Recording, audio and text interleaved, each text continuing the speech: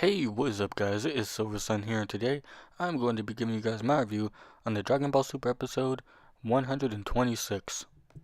Alright, so this episode starts off a little bit before the end of the last episode. It was kind of just like going over the last few minutes of the last episode, just showing us what had happened, and that little cliffhanger they had back then pretty much gets resolved here with 17 and Topo pretty much beam clashing, and obviously Topo wins it, and so pretty much 17's surprised, and he starts trying to run away from Topo, but Topo's saying it's futile, and pretty much as he's running and Topo is blasting him with his Justice Flash, he realizes the rocks falling down around him, and so pretty much he tries to use that to his advantage, in trying to get Topo to destroy the rocks and stuff like that with his Hakai move. And pretty much once he does that, all the rocks topple onto Topo, and it's pretty obvious that this wasn't gonna work. I mean, if the guy can destroy like everything around him with that aura, then a few rocks shouldn't be able to scratch him. So pretty much he blows off all the rocks, and 17's pretty much startled by this, and so basically from there Topo decides to end it until Frieza of all people comes back, and I actually thought Frieza was gonna like stay down for a while, but no, like I mean after the brutal beating he took last episode, he's still standing, he's still going, he's still in this, and I have to commend him for that because that was pretty crazy the stuff that Topo did to him. You know, last episode it seemed like Frieza was giving it his all, but he still has some more energy to spare, and he pretty much uses that energy to paralyze Topo. He uses his paralysis move that he used on, I want to say Goku. I think he used it. I know he definitely had to have used it in the Namek Saga, but yeah, he pretty much brought that back, and he started launching a whole bunch of rocks at Topo, started blasting him while he was stuck in position, but that proved to be futile as well, and pretty much he was about to go in and just destroy the both of them until these blasts came out from Goku and Vegeta and Jiren, who were pretty much fighting on the other side of the arena, and pretty much they got mixed into it too, and so basically it's Topo and Jiren versus basically everyone else. Um, Pretty much Jiren and Topo, they pretty much nodded, and so basically Topo went after Vegeta, like how they were fighting earlier, like off screen and stuff like that.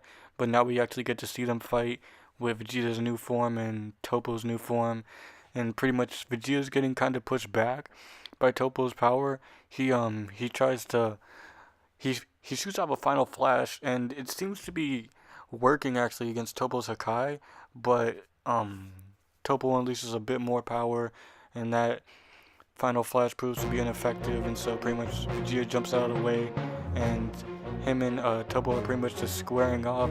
Vegeta and him pretty much just going at it blow for blow essentially, but Topo definitely getting that upper hand with not being able to, be destroyed or damaged in any way. Until he started telling Vegeta that he pretty much cast everything aside. All that justice and stuff that he was preaching before is pretty much gone, and the only thing he's focused on now is winning this tournament. And pretty much Vegeta's thinking back to everything, like the reason why he's even in this tournament is to protect, Bulma and Trunks and Bola now, and keeping his promise to Kaba and stuff like that. So he was like, no, I'm not gonna cast any of that aside, and he pretty much used that to fuel his power, and pretty much he went in on Topo. He pretty much started meleeing him instead of like blasting him or anything like that. He started going in and just knocking him around the arena.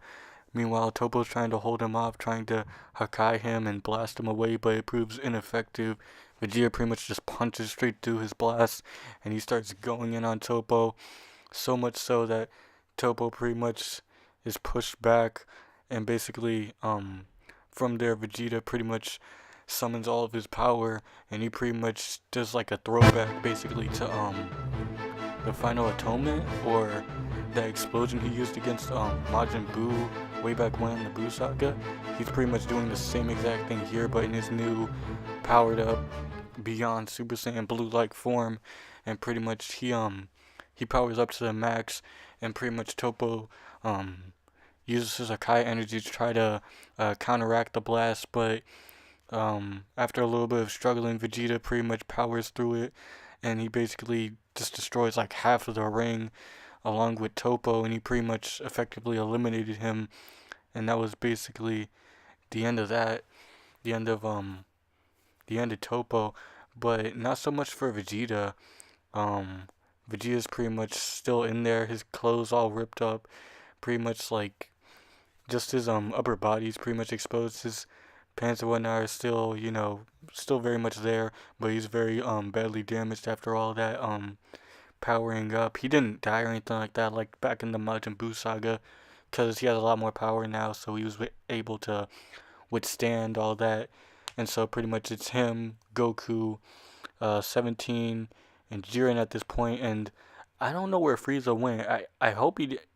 I don't think he got eliminated. I feel like he's gonna be hiding somewhere probably throughout all this. Maybe he might come back in the last few seconds, but for right now it's 17, a badly damaged Vegeta, and Goku.